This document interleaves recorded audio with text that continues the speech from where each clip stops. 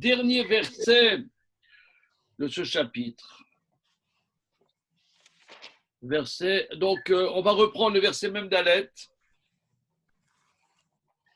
Vayapilu lalot el rosh ha'ar varon berit Hashem ou Moshe lo mashu mikerev amach.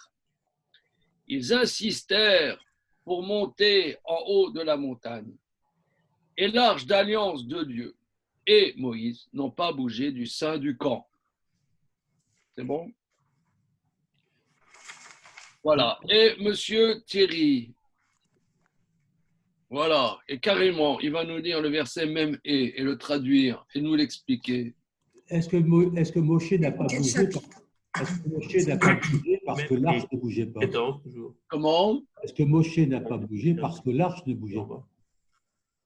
Oui, mais là, ça ne nous enseignerait rien. Je ne sais pas. Non, on dirait qu'il avait une marge de manœuvre. On dirait qu'il avait une marge de manœuvre qu'il n'a pas prise. Hein. Ou alors, est-ce que c'est une manière de dire que les Lévis n'ont pas bougé? Parce que c'était en tout cas la branche qui portait l'arche, peut-être même sous l'ordre de Moshe. Non, ça c'est l'Aaron Brit Hashem, ça c'est les Lévis, ils sont la première proposition. La deuxième, c'est Moshe, c'est lui en tant qu'individu. Oui, mais non, je voulais dire pour l'arche, bien sûr. Oui, l'arche, c'est. Les Anakavod n'ont pas bougé. Voilà, les Anakavod n'ont pas bougé. Non, on n'a pas fait du tout. Malki, Ah, là, tu me l'as quitté. Alors, Vayired Malki ve'akena ani ayoshev ba'ar aou vayakum vayaktum ad achachma. Achorma. Achorma. Mais il y a un A, il y a un. Ouais, mais des fois, on prononce. Oui, le kamatz. Ce kamatz-là, suivi du shva, il se prononce O. Ah, oh, d'accord. Alors, je ne connais pas la règle, mais je ne connais pas bien la règle. Des fois, c'est comme ci, des fois, c'est comme ça. Mais en tout cas, l'expérience me montre D'accord. que ça se prononce O. Alors, Vayered, c'est descendre, Oui. comme Yored Geshem, il pleut. Oui. Donc, il. Donc, c'est un vav conversif, donc c'est un passé.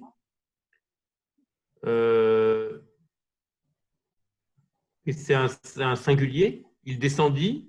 Oui, il descendit. Donc, Yered. Yered, ça veut dire il descendra. Oui. Alors, il y a un dagesh dans le yud. C'est comme s'il y avait deux yud. Hein. C'est comme s'il y avait. Bonjour, Elie. Là. Bonjour. Bonjour. Il y avait deux yud. Va Yered, il descendra avec le vav. Il est descendu à Maleki. La Malécite. Oui. Et à Canaani, le Cananéen. Oui, alors là, on voit ça souvent dans les versets, que souvent tu as deux sujets avec un verbe au singulier. Ayoshev, Yashav, c'est résider. Oui. Ba'ar. Donc, Ayoshev, ça veut dire Qui résidait. Voilà. Bien que ça soit, alors encore une fois, Ayoshev qui réside, c'est au singulier. Oui, qui réside. Et là, il y a deux sujets. On aurait dû dire Ayoshim. Et c'est clair, ça. Ils font une cause commune.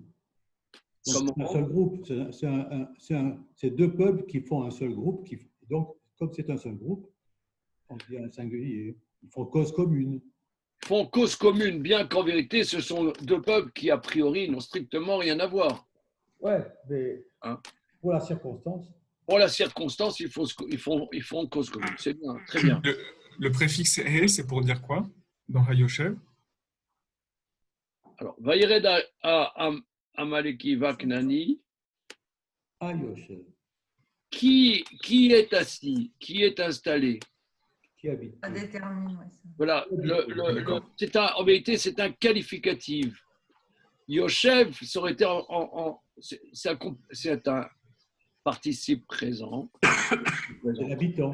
Mais si On avait dit Yoshev, ça aurait été sous forme de verbe. Tandis que là, c'est sous forme d'adjectif qualificatif. C'est le Aleph, le E, c'est le habitant. Voilà, qui est habitant. Voilà. Donc, à où dans cette montagne. Voilà.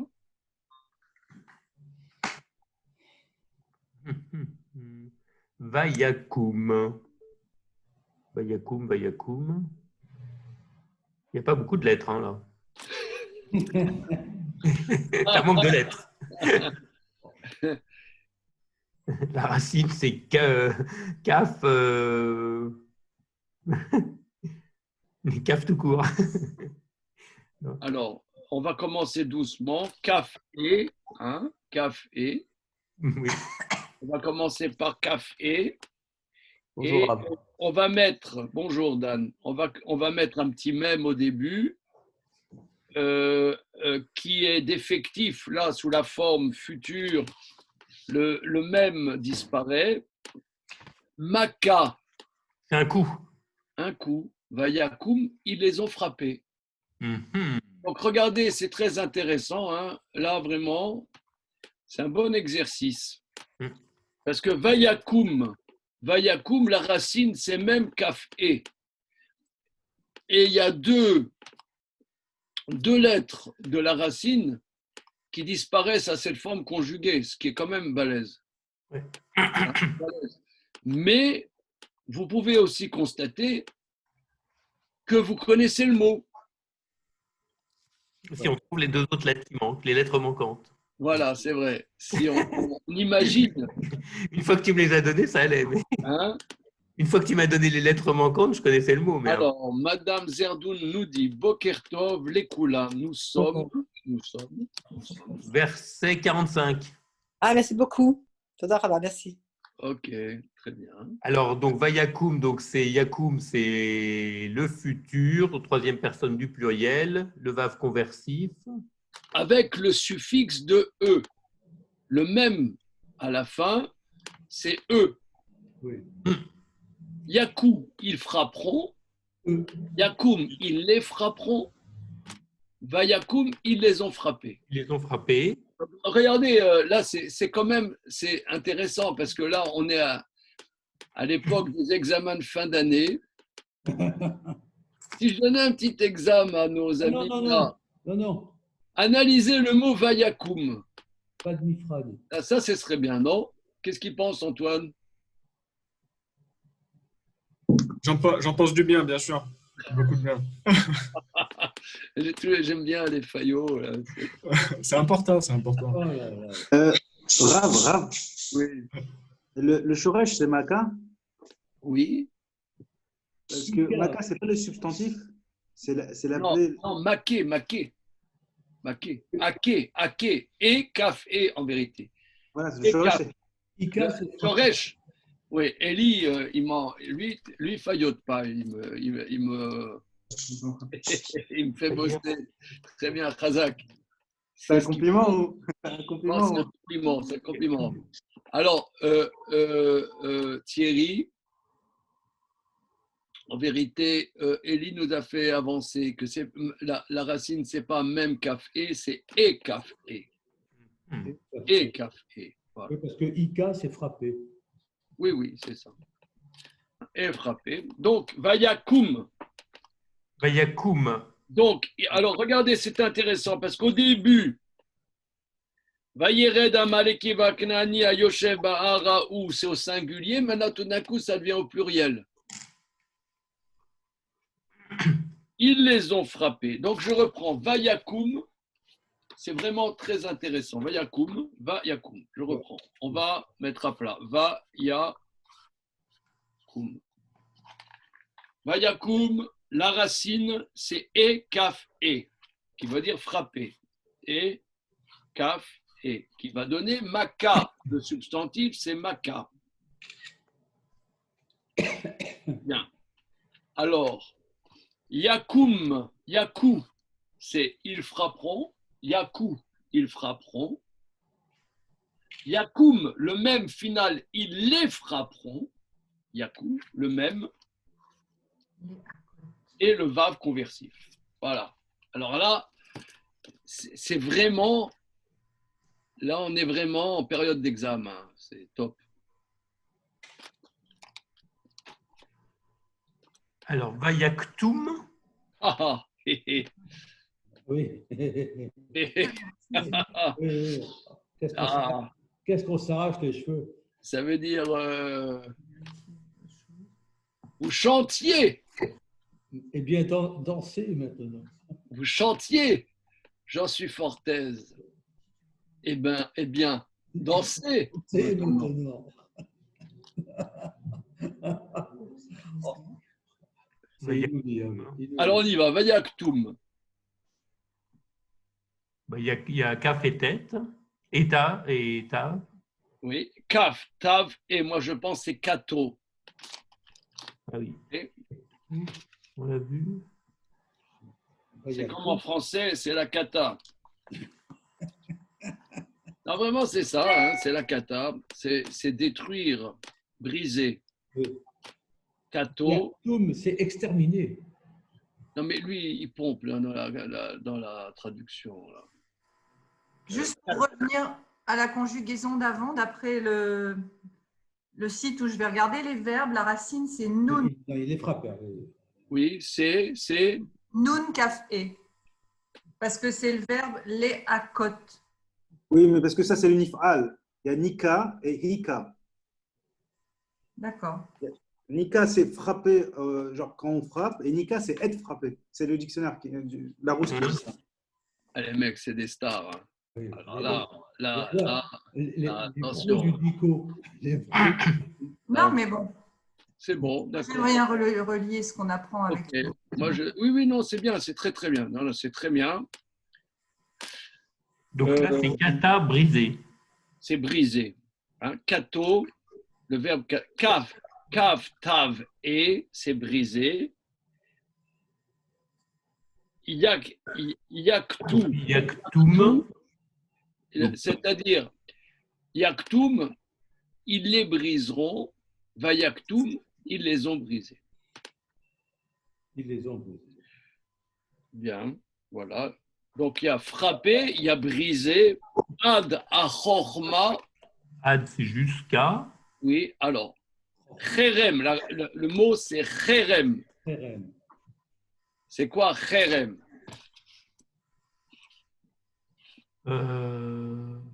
Monsieur, je sais, monsieur. Oui, moi aussi, je sais, mais j'ai oublié. Qui c'est qui a dit je sais? Non, mais j'ai le CRM. C'est moué. Alors, oui, qu'est-ce que tu veux dire?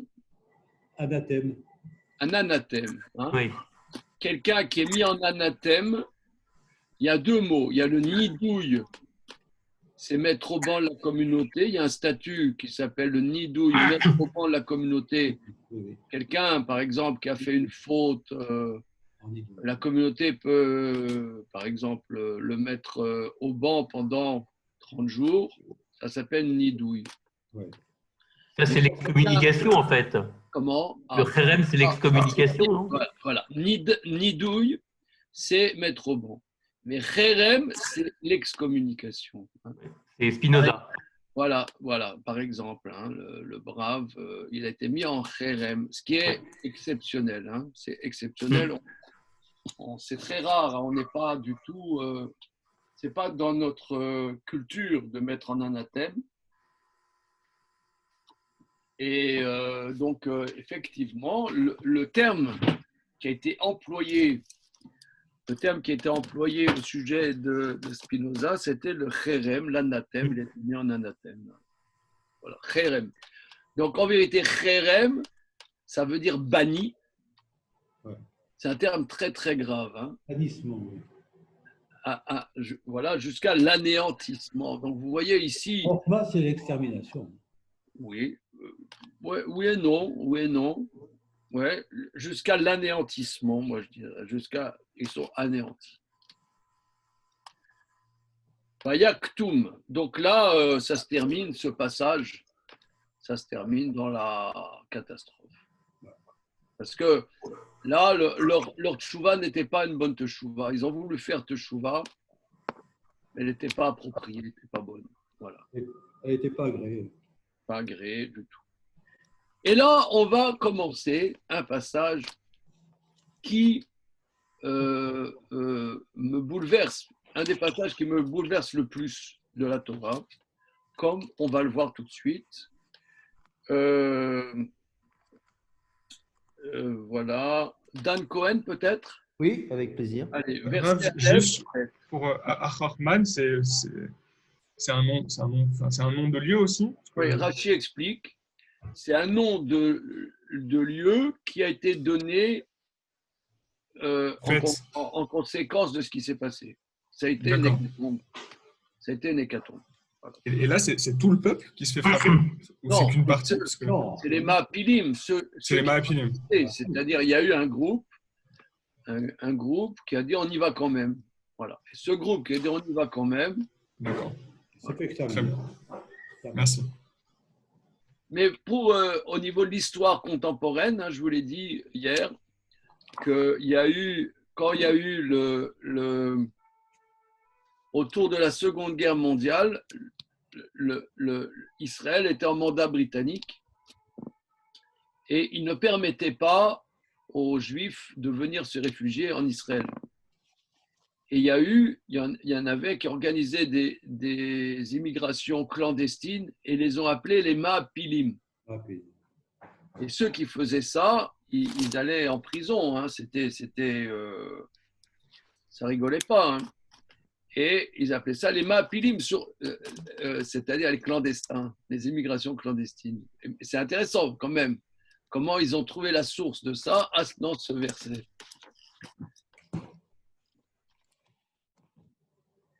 Bien, alors, Bechavon, M. Cohen. Daber Adonai el Moshe les morts. Daber el Bnei Israël v'amarta lehem ki tavo'u el eret moshvotechem asher ani noten lachem. Va'asitem ishe lachem rola o zeva lefale neder o bin dava o bemoradechem la'asot reyah michra l'Adonai min habakar o min hatson. Voilà. Allez, au boulot. Alors, Hachem parla à Moshe en disant, parle aux béné Israël, aux fils, aux enfants d'Israël, et tu leur diras que qui tavo ou el eretz, que quand tavo c'est lavo, hein, c'est quand vous viendrez, elle, point de destination, Oui. elle, sur la terre d'Israël, Moshvotechem, Afer, Ani Noten. Alors, Moshvotechem. El Eretz Moshvotechem. Moshvotechem, alors, Techem, c'est quelque chose qui appartient, quoi. Oui. À vous. Moshvotechem, donc, je dirais, dans vos maisons, Asher, Ani Noten Lachem. Attends, oh là là, attends. Est-ce que. Attends, j'ai dit c'était la période des examens, là. Attends, là, il se la joue tranquille. Tu peux nous analyser pour tes petits camarades le mot Moshvotechem. Moshvotechem, Moshav, c'est de la racine s'asseoir. Oui, Yoshem. Moshav. Alors regardez, c'est intéressant parce que Moshvotechem, c'est le mot Moshav. Oui, Hein? c'est ça. Un Moshav en Israël, c'est un village, quoi. C'est ça. Un village. Donc, quand vous arrivez dans la terre Moshav, c'est-à-dire de vos installations, Moshav, Yoshev, on l'a vu tout à l'heure, Yoshev, c'est être installé. Moshav, être installé. De l'installation, Moshavot, regardez, je l'analyse, hein, parce qu'on est là pour ça.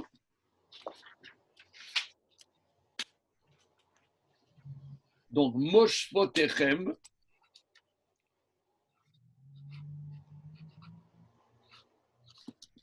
alors,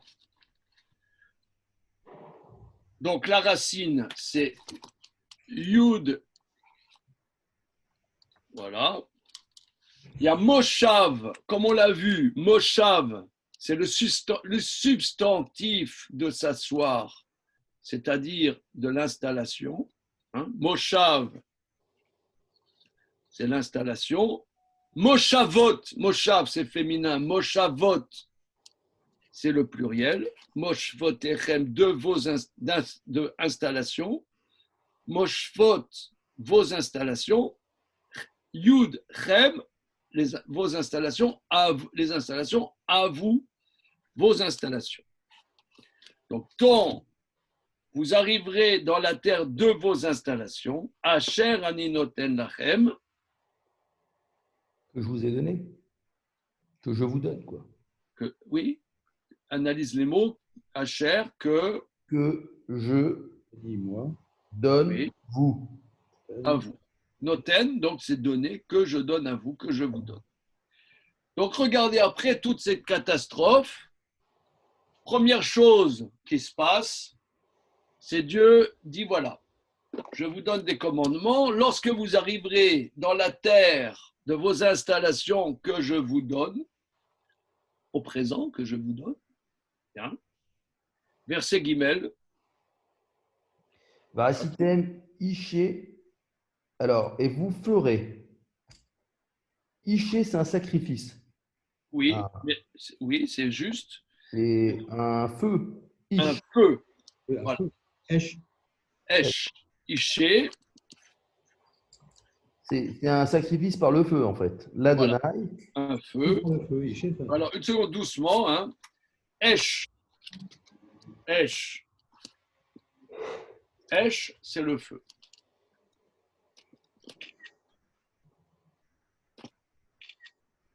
Voilà.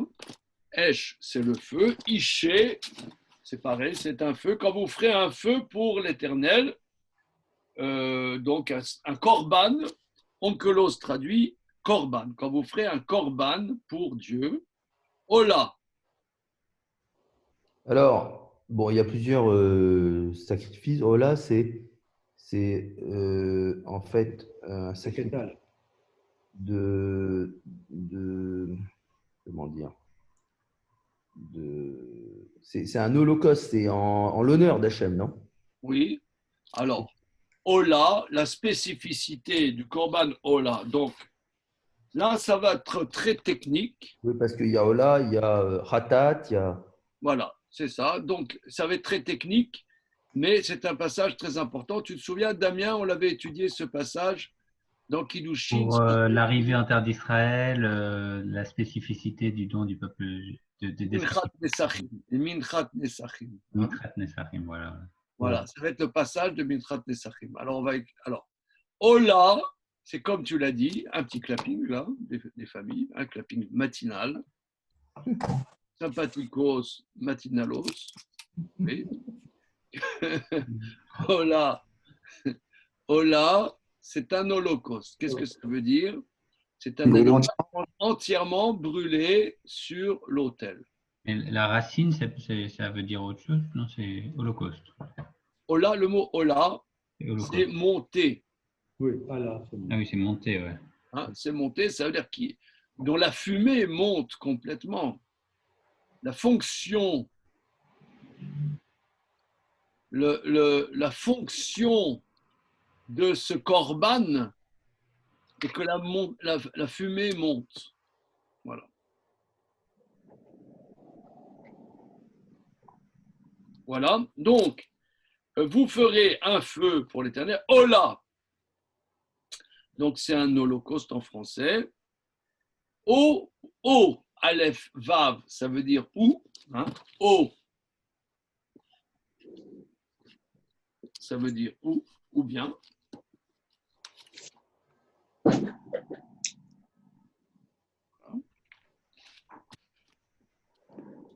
Alors, Vasita Michel Hachem, Ola, O, Zevar.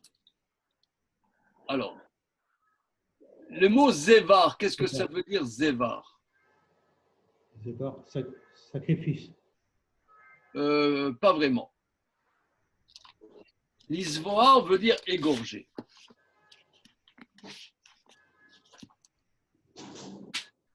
Alors, le mot zevar,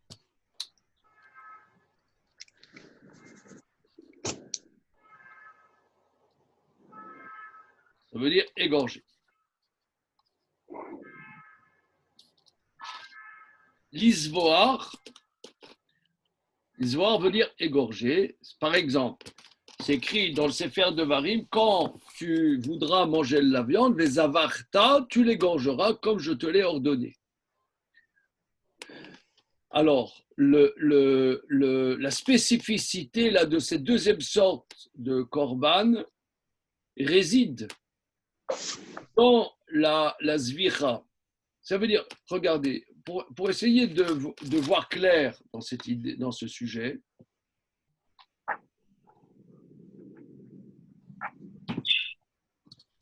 on va essayer d'élargir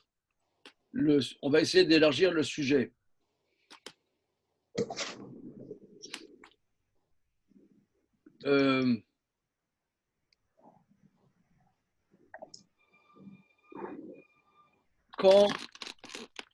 Comment nous, les humains, on mange de la viande? C'est une question. Alors, vous savez, aujourd'hui, il y a des gens, ils sont, oui, on ne doit pas manger de viande, tartempion, etc. Vous avez entendu ça, hein? Bien. En réalité, il y a une trentaine d'années, il y a un pseudo-philosophe qui a lancé, le premier qui a lancé l'idée complètement, excusez-moi, je m'exprime, absurde, de dire oui, tuer des animaux comme on le fait, c'est un vrai holocauste. Et moi, en mémoire de mes grands-parents qui sont morts à Auschwitz, je vais militer contre l'abattage dans les abattoirs. Voilà. En français dans le texte. C'est pas en français, c'est en anglais. Il se dit philosophe, il s'appelle Peter Singer, c'est un philosophe australien. Je crois que c'est le premier qui a lancé ça. Il a dit franchement, hein, il fallait ça. Je crois que sa famille, elle vient de Lodz. Thierry, tu as de la famille qui vient de Lodz, toi aussi? Moi, c'est Roumanie. Comment? Non, moi, non, c'est de Roumanie, la partie ashkénaze. Ah, Roumanie, d'accord. Non, je crois que c'est de Lodz. Parce qu'il faut être vraiment. Lodz, c'est là où mon père est né. Il faut tenir. Non, ça veut dire, c'est un genre, quoi. Un genre. Il faut lancer un. Mais en tout cas, son blabla a fait florès. Aujourd'hui, c'est tout un truc. Hein. On ne mange pas de viande. De quel droit, moi, être humain, je vais manger de la viande, etc. Okay. Le premier qui a lancé ça, c'est Peter Singer. Vous pourrez voir ça. Hein. Je crois qu'il s'appelle Peter Singer. Je vous demande une seconde.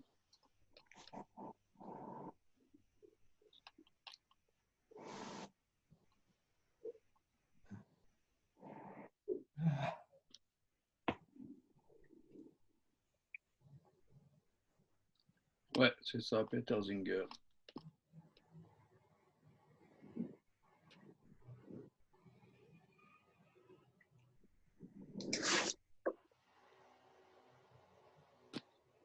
C'est un des inventeurs de l'antispécisme. Qu'est-ce que c'est que cette affaire-là? Comment? Qu'est-ce que c'est que C'est-à-dire qu'il n'y a aucune spécificité au fait d'être, aucune spécificité au fait d'être un être humain. Les parents de Singer, ses grands-parents paternels furent déportés à Lodz. Son grand-père maternel mourut à Theresienstadt. Alors, c'est en l'honneur de ses grands-parents morts dans les camps que lui, il a dit qu'on ne doit pas manger de viande. Il faut le faire. Là, vraiment, ça vraiment... Ils étaient partis en fumée. C'est une idée fumeuse. Alors, mais en tout cas, ça fait florès. Vous connaissez des gens qui disent ça. Hein. Il y en a plein même. Hein. J'ai une cousine qui vit à San Francisco. Là-bas, je ne peux plus manger de viande. Voilà. Hein. Mais celui qui a l'origine de ça, il n'y en a pas deux, il n'y en a pas trois. C'est un, c'est Peter Singer. Ces gens-là qui sont contre la viande et l'abattage des bêtes, ils sont volontiers antisémites. Ah oui, ça va avec, parce que Ah oui. contre la circoncision, bien évidemment, ça va. Ok. En tout cas, quoi qu'il en soit. Mouvement végan. Ce étant, le coup de théâtre dans notre étude, c'est que c'est pas idiot non plus. Je vous ai eu là. Mais Je vous ai eu. il a Là, étudié le Rambam. vous êtes rentré dans mon piège, parce que dans le fond, c'est pas faux. Ah, C'est il pour étudie ça. le Rambam. C'est pour ça que la Torah nous dit qu'il faut faire la shrita. La shrita, qui s'appelle la zvicha. La shrita, il y a plusieurs mots pour dire shrita, l'abattage. Et le mot que nous avons ici, c'est zvicha. Ah oui, d'accord. C'est un acte, en vérité. Dans le désert, ils n'avaient pas le droit de manger de viande de boucherie. Dans les 40 ans qu'ils étaient dans le désert, ils n'avaient le droit de manger que des corbanotes. Et d'ailleurs, l'acte que fait le shochet en faisant la shrita est un acte qui est le même acte que quand on fait au temple. Si vous voulez, en bon français, on pourrait appeler quelqu'un qui fait la shrita, ça fait un peu en poulet, mais un sacrificateur. Bonjour monsieur, qu'est-ce que c'est votre métier? Je suis sacrificateur. Donc en vérité, quand nous, on mange de la viande cachère, ce n'est pas un abattage comme ça, c'est une sanctification, c'est un acte d'une haute élévation. Et s'il n'y a pas cette haute élévation, on n'a pas le droit de manger de la viande. Donc finalement, ces philosophes boutonneux, post-Holocauste et tout ça, c'est pas faux. C'est pas faux. C'est vrai que si l'homme n'apporte pas une dimension hautement spirituelle dans le fait de manger de la viande, c'est vrai, c'est pas légitime de manger de la viande. Ça, c'est pour les enfants d'Israël, ça. Comment? C'est pour les enfants d'Israël, c'est pas universel. C'est pas universel. C'est pas universel. C'est juste. Mais prenons un exemple. Les musulmans, qui est quand même 1,5 milliard de l'humanité, un truc comme ça, je sais pas, à la louche, je vous fais ça à la louche. Même si pas tous sont comment dire, sont regardants, exigeants, mais ils ont introduit néanmoins la dimension d'un abattage. Et quand ils font l'abattage de leur viande, ils se tournent vers la Mecque et il y a une dimension c'est moins évolué que la shrita juive. D'ailleurs, beaucoup de musulmans achètent de la viande cachère parce qu'ils sont sûrs que l'abattage a été bien fait. Ça a toujours été comme ça. Entre parenthèses, la plus grande entreprise de viande halal en France, je crois que c'est Régalal. Ouais. C'est monsieur Herzog de Neuilly. Tu connais? Mais... Tu le connais, Dan? C'est un copain de Marc Veil. Copain de Marc Veil. Il était à l'école Akiba, il était à l'école juive. Hein. Il a la plus grande entre monsieur Herzog. Je crois qu'il a fait quelques petits dons à la yeshiva des étudiants.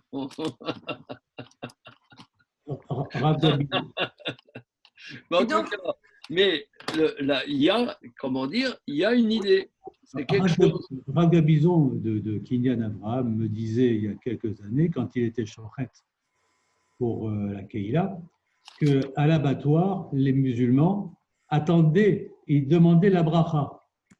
Ils écoutaient la bracha du shochet, quand il fait l'égorgement, ils étaient attentifs à ça pour pouvoir récupérer l'autre partie de la bête que nous, on ne mange pas.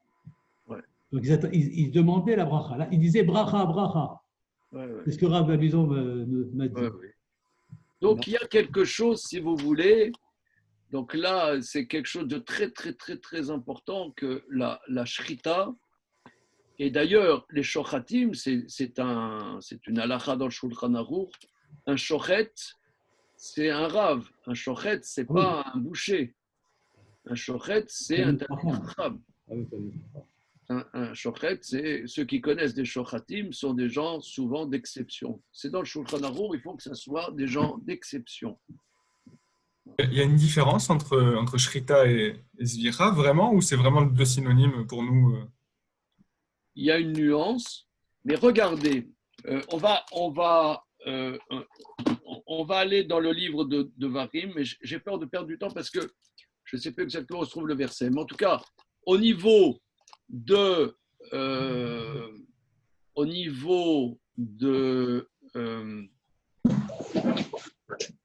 lois de la Shrita, qui s'appelle Zvira, hein, l'acte s'appelle Zvira, c'est l'égorgement. Cela est le même quand on fait pour la viande du quotidien et quand on la fait au temple. Voilà, c'est le même acte et c'est les mêmes intentions. Alors, regardez, j'ai déjà enseigné cela. J'ai déjà enseigné une petite seconde.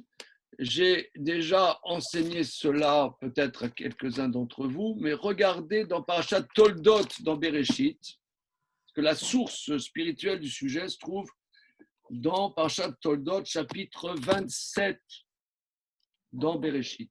Kavzaïn. Oui, Laurence. Je voulais dire si ça perturbe pas trop le coup. Donc finalement des sacrifices, il y en a qu'on brûle complètement, d'autres qu'on peut manger. Il y a une autre catégorie. Je suis pas très instruite là-dessus. C'est juste pour avoir pas dire de bêtises ou. Alors ici dans le verset, il y a deux catégories. Il y a beaucoup de catégories de korbanot. Mais ici, on parle de deux catégories. Oui, c'est ce que j'ai vu. On parle de Ola. Ola, c'est le singulier. Le pluriel, c'est Olot. Ça, c'est première catégorie. Ola, singulier, Olot. C'est-à-dire, c'est un korban. Je ne traduis pas sacrifice, je dis korban, entièrement brûlé sur l'autel. Première catégorie. Deuxième catégorie, c'est Zévar. Zévar, qui est caractérisé par le fait de faire la shrita, par l'égorgement. Il n'y a pas d'Ola. Si, bien évidemment, on fait la shrita. Mais, si vous voulez, de manière subtile, pour comprendre ça, regardez, pour comprendre ça, on va faire un petit détour. C'est nécessaire de faire un petit détour. Allons dans Parashat Toldot.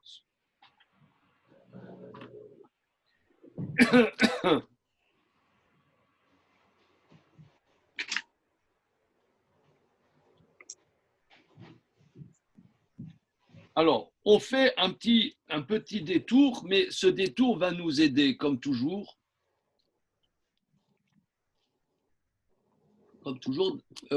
Des fois, il faut aller voir ailleurs et ça va nous permettre de mieux rentrer dans le sujet dans lequel on est, bien que ça a l'air d'être un autre sujet.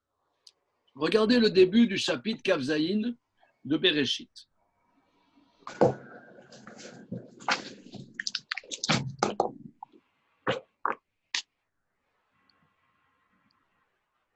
C'est bon? Vous avez là? Oui. Yes? Abraham Drogoziner, tu as le texte? Oui. Eh bien, c'est magnifique. Ashley, tu as le texte? Bon? Oui. Eh bien, c'est parfait. On y va. Vayehi kizaken Yitzhak. Vatichena enav mirot. Vaikra et Esav beno agadol. Vayomer elav beni. Vayomer elav iné. Ce fut quand Yitzhak fut vieux, ses yeux s'atténuèrent de voir. Il appelait Esav, son fils grand, son fils aîné. Vayomer elav, il le dit, bénis mon fils. Vayomer elav, il a dit, je suis là. Alors, il y a la grande question internationale. Pourquoi Yitzhak aimait Ésaü? Grande question. Il lui a porté de la viande. Comment? Il lui a porté à manger de la viande. Parce que Ésaü, c'était un chasseur. Alors imagine, je ne sais pas, tu as un garçon, tu as une fille, tu as les deux? Un garçon et des filles. Ouais. Alors, imagine, je ne sais pas, tu as un de tes enfants, il t'amène des côtelettes d'agneau bien grillées. Bon, c'est mignon, je veux dire, mais tu dis, bon, dis-moi, tu fais tes études, va faire, je sais pas, moi, prépare ton bac, je veux dire. Qu'est-ce que c'est que ces trucs-là? C'est un cavode. Ça lui va, il lui amène des côtelettes grillées, il est content, je veux dire, c'est Yitzhak quand même, c'est notre patriarche. Il lui amène de la viande, ça y est, il est content. Ah oui. Oh, il y a un problème, non? Je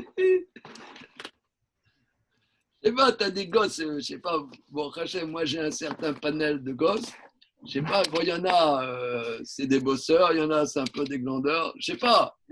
Alors, le glandeur, il m'amène à bouffer, là, il m'amène, quand je vais chez lui, il sait que j'aime bien un bon couscous royal, ça va, il m'a acheté, quoi. Ça y est, Voilà. Il m'a acheté. Il sait comment j'aime bien les boulettes avec du cumin, du camoun dedans. Ça va, c'est bon, tranquille. C'est un peu lège, non? C'est ça. Un peu lège quand même. Alors, je vais vous dire, il y avait un grand maître, je l'ai déjà rapporté, hein, je pense que quelques-uns d'entre vous l'ont déjà entendu, mais il y a un grand maître qui était à Nice il y a X années, qui s'appelait Rav Binyamin Ringer. Et j'ai entendu de lui l'explication suivante. C'est que Yitzhak pensait que Ésaü était le Mashiach.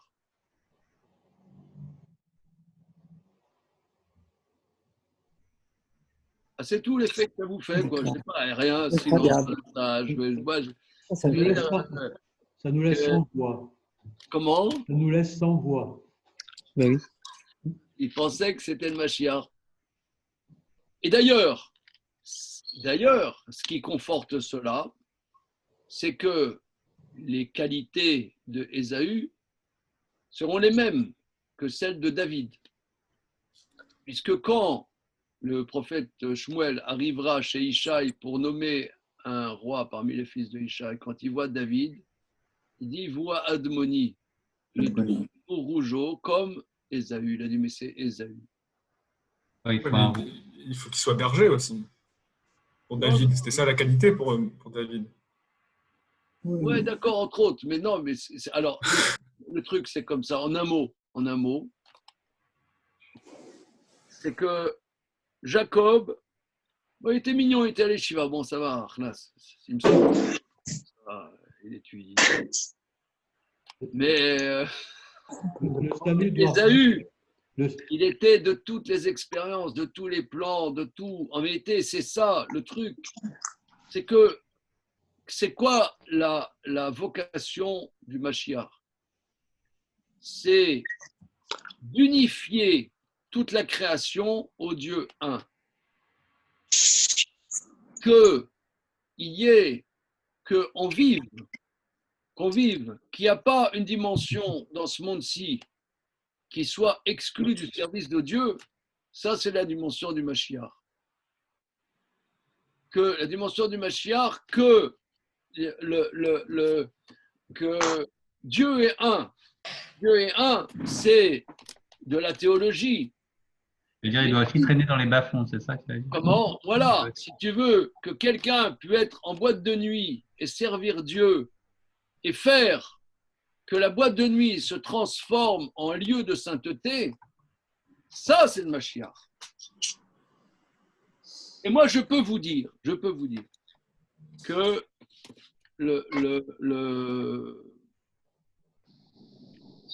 mon maître Rav Abitbol, quand je l'ai connu il y a 45 ans, 26 ans, c'était exactement ça. Je vous dis franchement, ceux qui l'ont connu à cette époque, c'était ça. Franchement, il avait la capacité, dans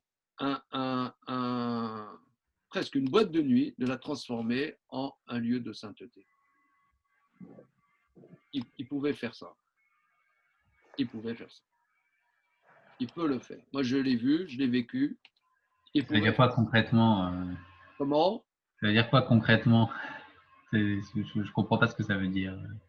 Non, mais ne cherche pas à comprendre. Ça veut dire, ça veut dire qu'il y avait, par exemple, une fête feuge, tu vois, des feuges et des feugettes, tu vois, en goguette, qui est des danses mixtes, etc., qui n'ont rien à voir avec la Torah. Il arrivait à donner une ambiance de Torah à un mariage de 250 en boîte de nuit. Il arrivait à faire ça. Je ne sais pas comment il faisait, il arrivait à faire ça. Il avait mettre l'ambiance. Une ambiance de sainteté. Mais de sainteté et d'ambiance. À l'intérieur d'une ambiance délétère. Ambiance délétère. Jacob, il ne pouvait pas faire ça. Mais Ésaü, quand il voyait qu'Ésaü, il était foufou, Ésaü, il était de tous les coups fumeux, il dit « Ah, ça c'est bon ça. Ah, ah, ça c'est bon. Il me plaît celui-là, ce petit-là. Il y a du potentiel. Viens chérie, viens. Allez, on va bosser ensemble. Viens. » Mais il aurait pu aimer le potentiel sans aimer la concrétisation de ce que tu vas voir. On y va, c'est parti. Attachez vos ceintures. On y va. Le salut viendra des rouquins alors. Comment s'appelait le Rav de Nice? Rav Binyamin Ringer. Merci. Alors, verset bête. Vayomer. Il a dit Inena Zakanti Lo Yadati Yomoti. Donc voilà, Isaac dit à Ésaü, son chouchou, il a dit Inena, regarde s'il te plaît, Zakanti, je suis vieux. Lo Yadati Yomoti, je ne connais pas le jour de ma mort. Verset Gimel. Viata Sana kelecha telecha vekashtecha vetseat sade vetsudalit saïd. Et maintenant, Sana kelecha. Ça, on avait déjà vu ça pour les hébraïsants ou hébraïsantes. Comment? Lève, non? Élève. Élève tes kelim, tes outils. Telecha, tes flèches, Kashtecha, ton arc, Vetse Asade Soudalit Saïd. Sors dans le champ pour me chasser, Saïd, un gibier. Or, regardez dans vos livres, Saïd, c'est écrit avec un « et » à la fin. Saïd, Souda, Li Saïd.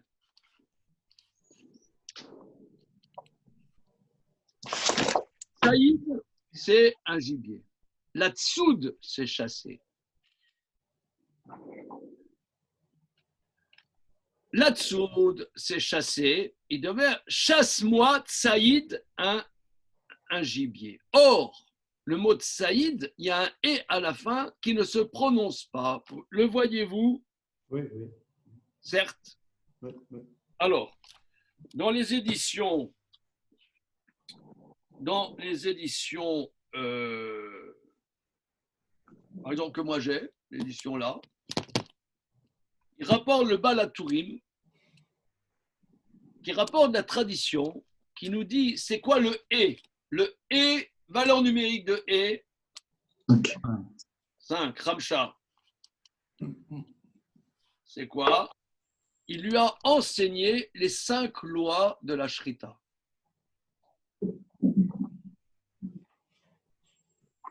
La Shrita, il y a 5 lois orales de la Shrita. 5 lois orales de la Shrita. Et il lui a enseigné une des lois fondamentales de la Shrita. Une des lois fondamentales de la Shrita, c'est de ne pas... Qu'est-ce que c'est la Shrita? C'est quoi la Shrita? La Shrita, c'est sectionner la trachée et l'ésophage. Donc, l'ésophage, c'est le tuyau qui amène le manger. La trachée, c'est le tuyau qui amène l'air. Il faut sectionner. En même temps. Sectionner, ça veut dire, une seconde.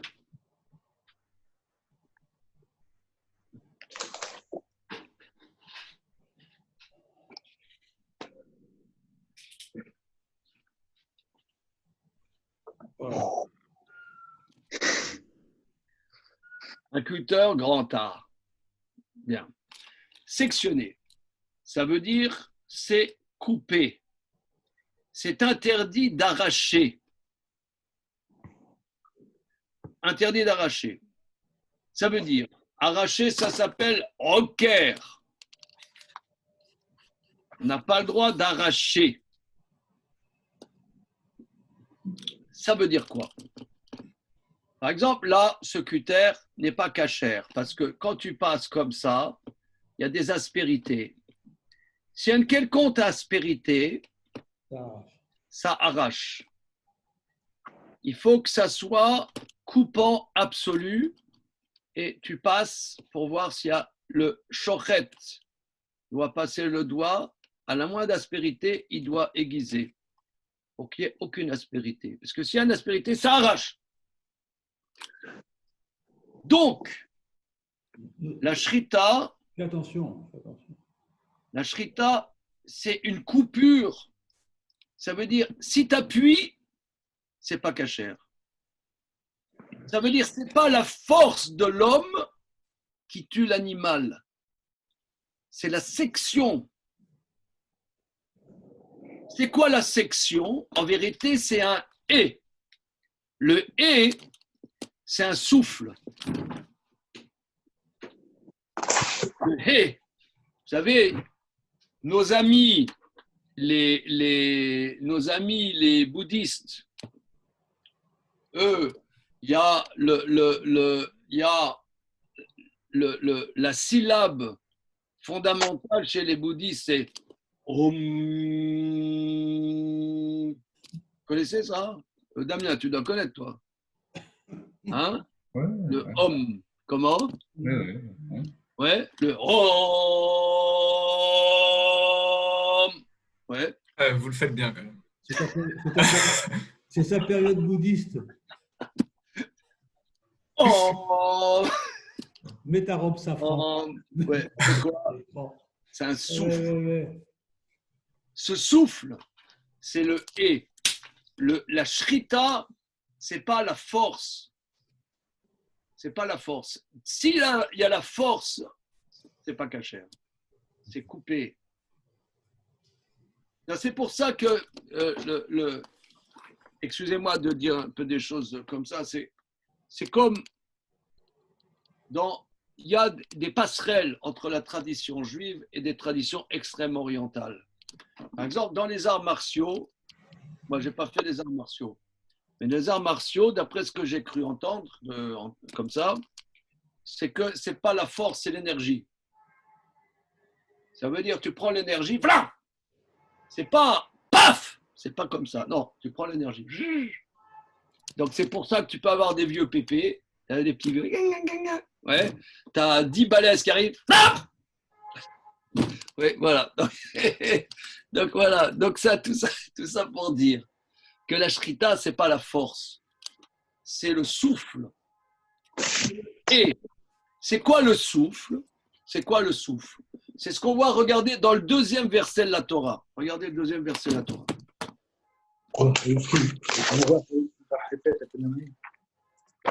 Regarde.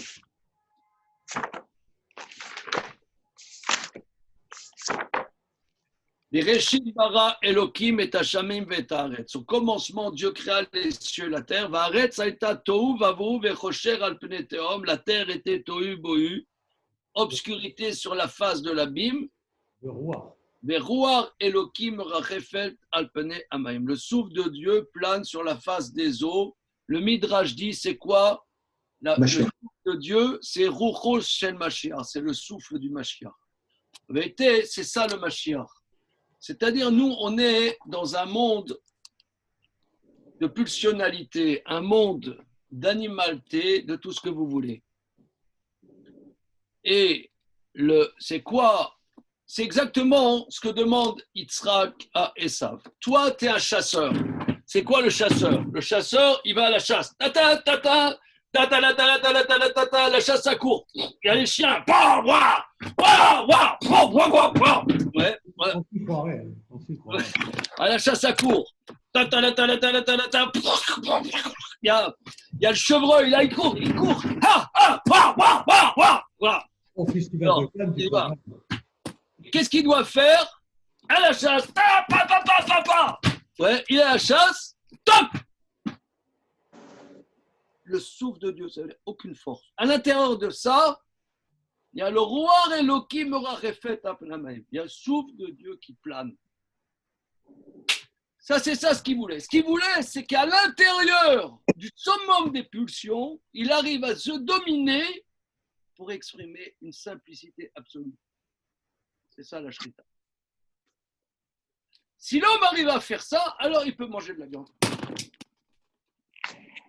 Il peut manger de la viande. Ça veut dire qu'il arrive à dominer son animalité complètement pour insérer à l'intérieur de l'animalité une volonté supérieure. Ça, c'est le « et ». Ça, c'est ce que voulait Yitzhak, qui pensait que Ésaü était capable. Ésaü n'est pas capable, mais David sera capable. Donc, quand nous, on fait la shrita en vérité, on se réfère à la zvicha qui est au Beth Amikdash, qu'on mangera cette viande. C'est quoi le korban shlamim? C'est un korban qui est mangé par les propriétaires, mais dont la shrita se fait à l'intérieur du temple. Ok? Alors, demain, Bezrat Hashem, on reprend ça. Et après, on va dire quel est le lien avec les explorateurs. Paf! Allez. À suivre.